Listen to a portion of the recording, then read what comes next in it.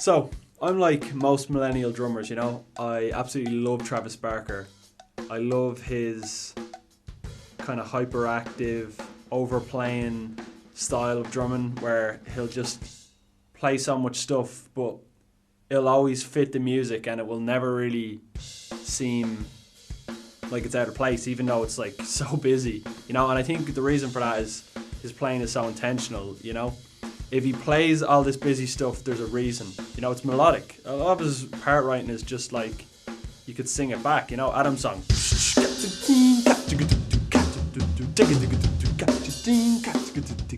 you know, it's like, yeah, it's got a really melodic element to it, which is great.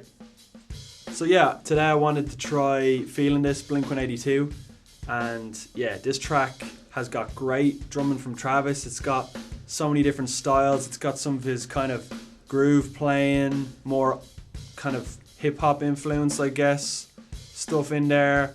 It's got, you know, his punk fast stuff with all the drum fills. It's got, you know, those creative cowbell grooves. Yeah, it's got a bit of everything. It's got, you know, the hyperactive kind of almost breakbeat moments. Breakbeat moments, rather. But yeah, it's got a bit of everything, and I think, yeah, it's really cool. Even, you know, the main riff. You know, he's got that little intro groove with the kick pattern, the bottom kind of kick. And then when he comes into the groove, he's got this kind of really cool displaced snare part. Yeah, it's sweet. But more importantly, I really wanted to try this song for the production value. So I absolutely love how in this track that the drum tone changes throughout the song. So if you listen to the track, you'll definitely hear, obviously there's like the flange phasery thing at the start. I don't know exactly how they done that, but that was sick. And then it kicks into the song and you kind of think, all right, that's that. But, well, on my first listen I did anyway, but as I listened to the song more and more, I realised it's like, you got so many different drum tones. You got like the tight cowbell drum tone where the drums kind of suck in. You got the massive roomy sound when it's like, you know, Bay Bells Short this, you know. You got that going on where the drums get real massive. So yeah, I wanted to try and emulate all these kind of tones. And yeah, it was really interesting. I took a listen to the drum only version. It's basically Travis's drum track, drum only version. You know what I mean? Travis's drum track, which is on YouTube. And yeah, there's even more tone changes than I thought. So yeah, I'm going to try my best to somewhat emulate it. I'm trying my very best, right? So let's have a quick look at the kit. So for the kit, Tama Superstar Hyperdrive. You know the drill.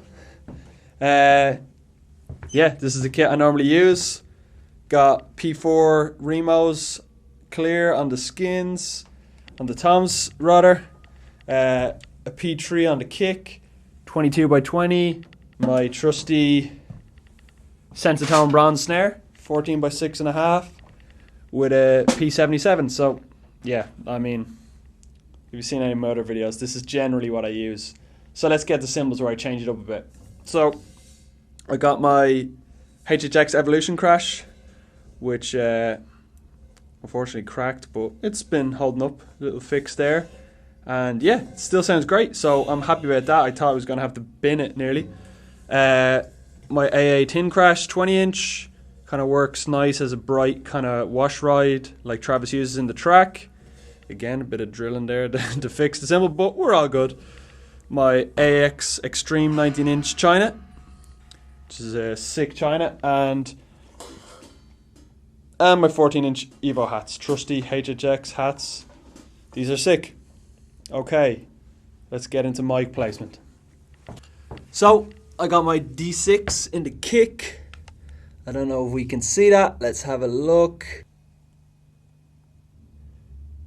My kick mic is in the kick somewhere. And over here, I have my Behringer C-2 outside the kick for a bit of kind of ambience. So obviously a large diaphragm condenser would kind of capture a bit more of the sound, a bit more at the low end, but you know, I'm already using those as the overheads, so this is working well. And it actually did work quite nice because it kind of isolated the kick. It didn't pick, it's more, you know, focused than say a large diaphragm, so it actually worked quite nice. It was kind of more isolated. Got 57 on the rack tom and the snare. D112 on the floor tom. It's a great mic on the floor tom. Okay, got my MXL V67 overheads, large diaphragm. I kind of play around with large diaphragm and small diaphragm for the overheads, but yeah, I thought I'd throw these up, and yeah, tone came out pretty nice. They're about 46 inches from the snare, both of them. And most importantly, I got my room mic. So this is essential to getting this kind of drum tone. So it's a figure 8 mic, so I actually have it off axis to the kit, so it's picking up sound either side of the kit, but not actually the direct sound of the kit. So this makes it kind of more ambient, yeah, and a more roomy kind of sound. Actually sounded really nice. So yeah, this is about, I would say, 3 meters from the kit. Kind of hard to see on camera, but yeah, it's about 3 meters from the kit, give or take. And yeah, it sounded really nice. I was really happy with the mic and setup, to be honest with you. The only thing I would change is if I was to do it again, I think I'd go with my, you know, more traditional kick just in the porthole, and I'd actually use my small diaphragm for the hat mic, because I found I'd use the hat mic for the verses to get that kind of crisp hi-hat sound that I didn't really achieve. So if I was to change anything, that's what I would. Whoa, I almost forgot, most importantly, my Meinl 5-inch cowbell. How could I forget? So, let's dive into the Logic session. So first thing, I was lucky to find a drumless track. Just give you a little bit of that. I don't want to have the video copyrighted and all that. So, let's have a listen to the main drum sound.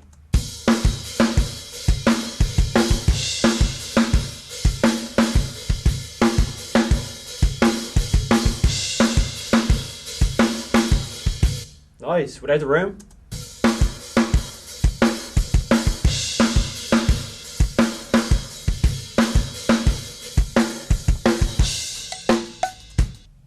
Sweet, so you really see how the room mic comes in, don't you? So let's have a look. There's a few main sections in the track. So we have the phasery, flangey, I don't know what you want to call it, intro. I did my best. I'm definitely not like a flange or phase knowledgeable person. I know that's a weird sentence, but yeah.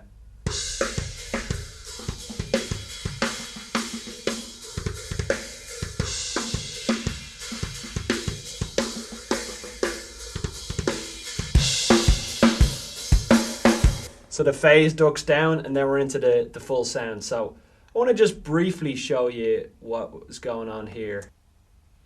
So as you'll see in the intro, I have the snare track about -13. The overheads are out of the picture.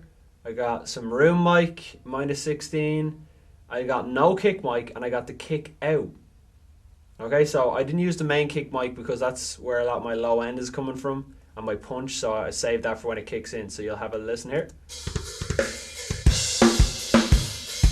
So then we have some impact coming in with the fat kick. So let's have a listen. A lot of it's coming from the room. All right, and let's see, what do I have on that? Let's listen to the room mic with the phaser. I just kind of messed around with the phaser plug-in in Logic. Didn't really know what I was doing. Rough approximation of the sound. And then if we go in here, so that's the room mic without the phaser, so it kicks in full without the phaser. Okay, what else have we got? So we got the snare track, phaser,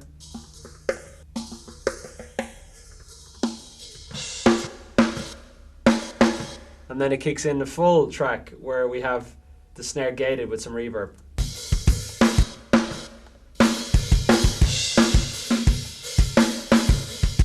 Nice. And then the room mic.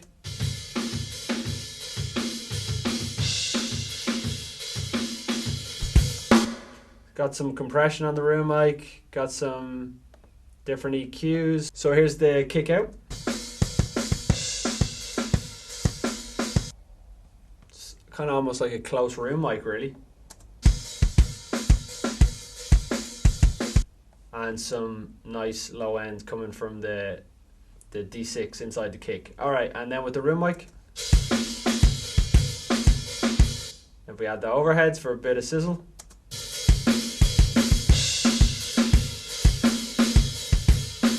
The snare's pretty good in the overheads too. And let's add in the snare.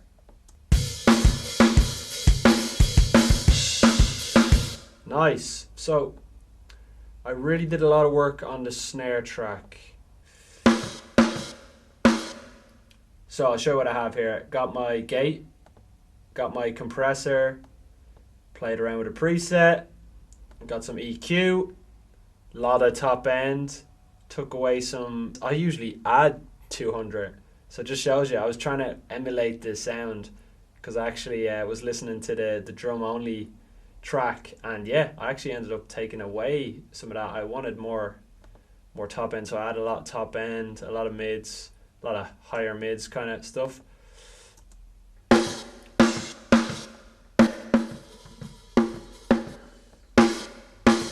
Nice, but there's a lot more going on.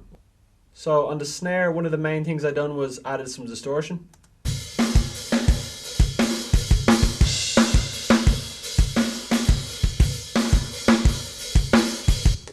Brought a lot of aggression to the snare, which I really liked. Some of these buses are just messy and disregard them. All right, I got the only plugin that's not a stock Logic plugin. I got the Valhalla Supermassive plugin here, and I got the dirty snare going.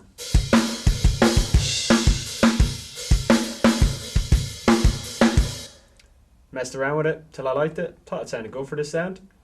It's a kind of bright reverb. A lot of these sounds aren't being used, and if we go down here, yeah, this is just a bus compressor on everything. So the main fun I had with this was really the automation. So here's one, for example. When we go to the verse, the room mics duck down completely and you're left with a more dry sound.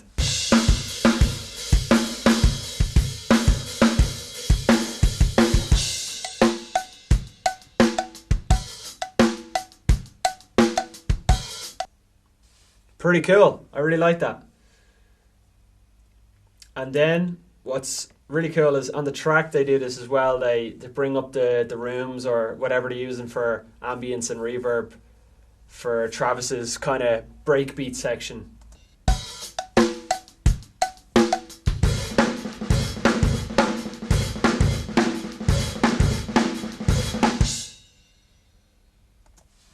So that was a lot of fun. I thought that sounded pretty cool. And then we're going back into the main kind of rock sound, pretty clean, but also some ambience and some room to it. So my basis is kind of a pretty clean rock sound. And then the room gives it the size. Nice. Again, we duck down for the second verse.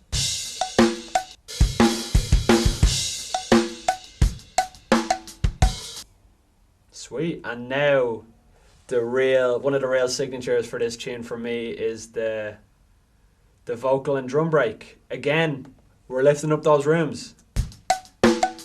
So let's go from just when it's about to kick in. So we're on the cowbell groove.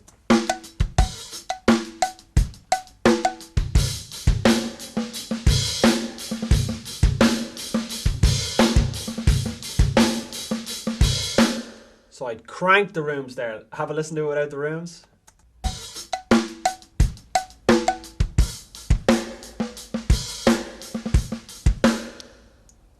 With the rooms.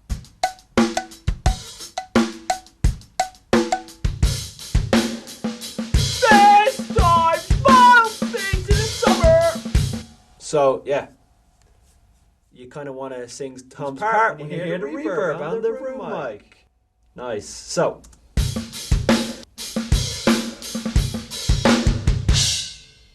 and now for the outro, we pull the rooms down a bit and have it a bit more punchy and a bit more rock.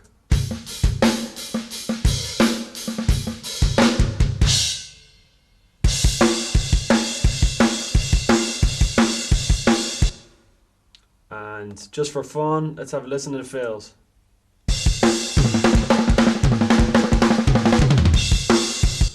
Pretty fun. And I tried to copy Travis's fills, but one of the fills I wanted to play around with, so I kind of messed around with this kind of linear fill.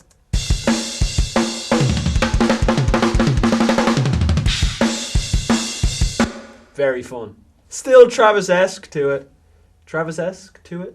It's I think still a fill Travis would play. So yeah, other than that, I tried to pretty much copy what Travis was doing on the song.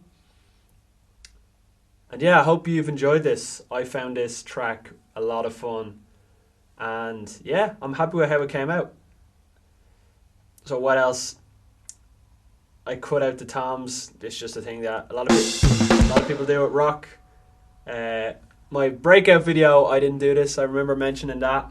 And yeah, that was a more open kind of sound, and me maybe being a bit lazy, but sometimes I don't do this. But when I'm trying to get a really clean sound like I'm trying to do with this, yeah, I cut out the tom hits just so you don't have all the bleed in there. But yeah, sometimes I'm either lazy or yeah, it doesn't really matter. Sometimes bleed is a really good thing and it can add to your sound. That's pretty much it. I hope you all have enjoyed. I know I have. And yeah, let me know what you think of feeling this drum sound. Cheers, guys. Just wanted to hop in here at the end of the video to say that if anyone doesn't know, I have a Buy Me a Coffee link that I've been putting in the description below. So if anyone's been enjoying my videos and wants to give me a little tip, by all means. But if not, keep watching for free. That is totally cool as well. So yeah, thanks again for watching, everyone, and I'll see you in the next one.